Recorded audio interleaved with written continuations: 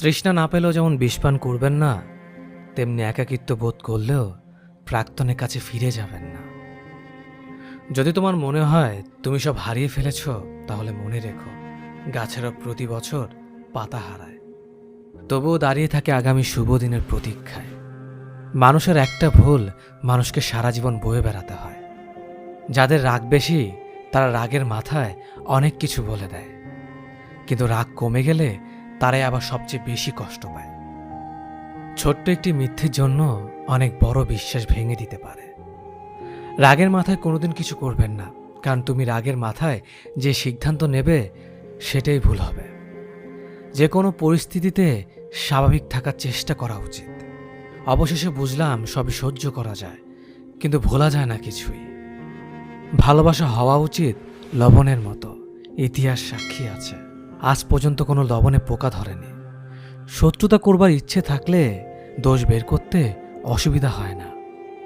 সব কষ্ট প্রকাশ করতে নেই, তাহলে মানুষ মজা করার সুযোগ পায়।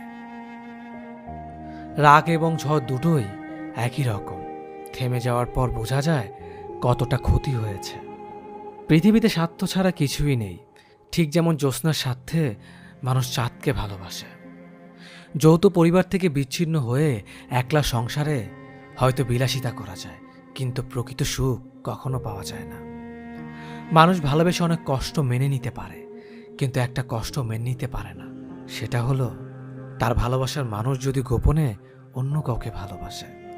সৎকর্মে কখনো লজ্জা করতে নেই, হোক সেটা রাজমিস্ত্রি কিংবা বাদাম বিক্রি। ব্যস্ততা শুধুমাত্র একটা এক্সকিউজ। কথা বলার ইচ্ছে থাকলে মানুষ কিছুটা স্যাক্রিফাইস ও কম্প্রোমাইজ করেও কথা বলতে পারে।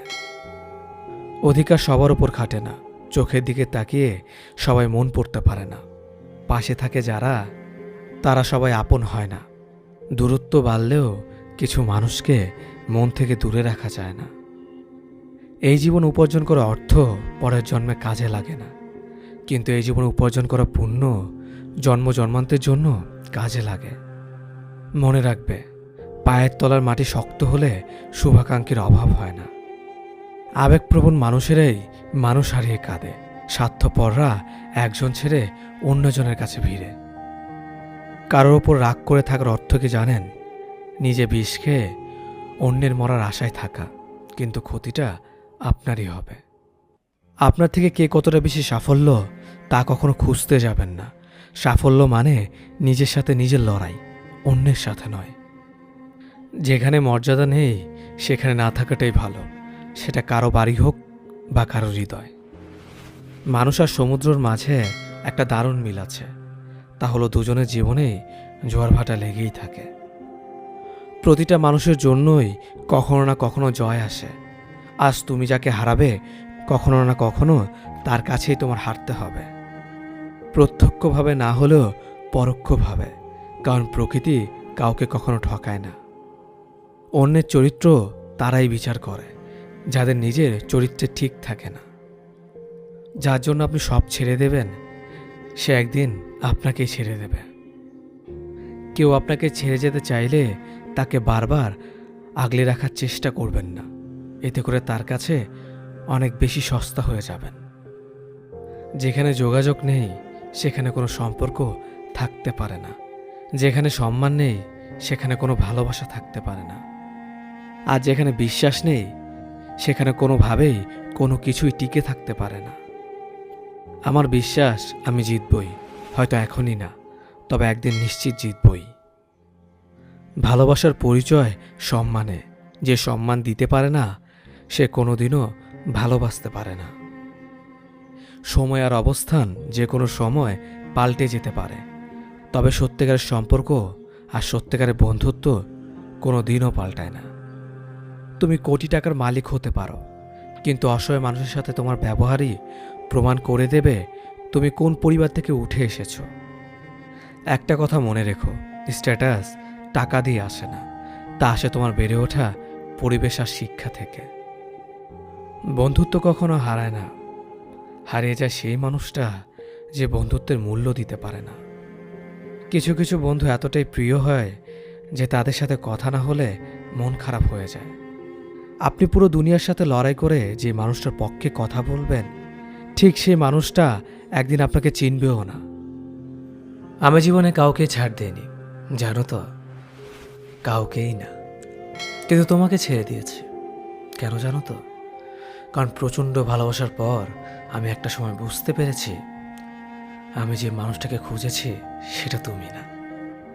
দিনের পর দিন যখন তুমি সুন্দর করে গুছিয়ে খুব সাবলীনভাবে মিথ্যে কথাগুলো বলে যাচ্ছিলে, সত্যি মনে করে বিশ্বাস করে আমার এই মনটি আস্তে আস্তে করে ভেঙে যাচ্ছিল। খুব অসহায়ত্ব নিয়ে যখন তোমার কাছে আসতাম, তখন তুমি আমাকে বুঝিয়ে দিয়েছ কাউকে অন্ধভাবে বিশ্বাস করা ঠিক না।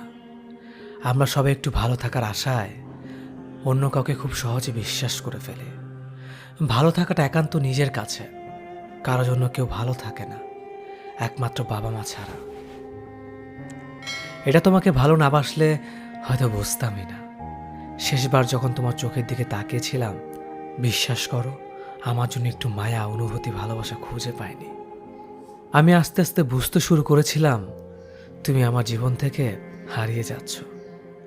আমি আর আটকে রাখিনি তোমাকে, মুক্ত করে দিয়েছিলাম পাখির মতো। তোমার ভালো থাকার জন্য নিজের মনের বিরুদ্ধেই আমি চলে এসেছি তোরে। ভালোবাসা নাকি আলো ছড়ায়, মুগ্ধতা ছড়ায়। আমি সেই ভালোবাসাকে অঝরে দিনের পর দিন কাঁদতে দেখেছি। ট্রিনা একটি ঝড়ের নাম, যে ঝড় আচমকে এসে আমার পুরো জীবনটা এক নিমিষে শেষ করে দিয়েছে। কানে হেডফোন দিয়ে বন্ধ দরজার ছিটকেনি খুলে বৃষ্টির গভীরতা কখনো বোঝা যায় না। আমিও তোমাকে বুঝতে পারিনি। আসলে কি জানো তো প্রিয়, আমরা সবাই হারাই, আমরা ফুরোই না, আমরা পালাই, কিন্তু আমরা লুকোই না। আপনি যাকে যতটা গুরুত্ব দেবেন সে আপনাকে ঠিক ততটুকুই অবহেলা করতে পারবে। আপনি যাকে যতটুকু ভালোবাসবেন সে আপনাকে ঠিক ততটুকুই কাঁদাতে পারবে। অর্থাৎ আপনি যার কাছে যতটুকু নামবেন তার কাছে ঠিক ততটুকুই ডুববেন। যে আপনাকে যতটুকু গুরুত্ব দেবে তাকে ঠিক ততটুকু ফিরিয়ে দেওয়া উচিত। এর চেয়ে 1 ইঞ্চি বেশি দিলে ওই 1 ইঞ্চিই আপনাকে সে ভাঙতে পারবে। কেউ আপনার জন্য হাঁটু পরিমাণ নামলো, আর আপনি যদি তার জন্য গলা পর্যন্ত নেমে পড়েন, তাহলে তার আগে আপনি ডুবে যাবেন। খুব বেশি গুরুত্ব দিয়ে কারো কাছে ভালো থাকতে নেই, এতে করে আপনি তার কাছে অনেক বেশি সস্তা হয়ে যাবেন। বরং অন্যদের কাছে কি করে গুরুত্ব নিয়ে থাকা যায় সেটা নিয়ে ভাবেন, যেন মানুষ আপনাকে দেখেই বুঝে নিতে পারে যেন আপনি কোনো খেলার পুতুল নয়, যে যেভাবে খুশি সে সেভাবেই খেলবে। আপনাকে ভাঙা তো দূরের কথা, আপনাকে আঘাত দেওয়ার কথা ভাবলেও তাদের বুকটা যেন ভূমিকম্পের মতো কেঁপে ওঠে। এমনভাবে নিজেকে বদলান।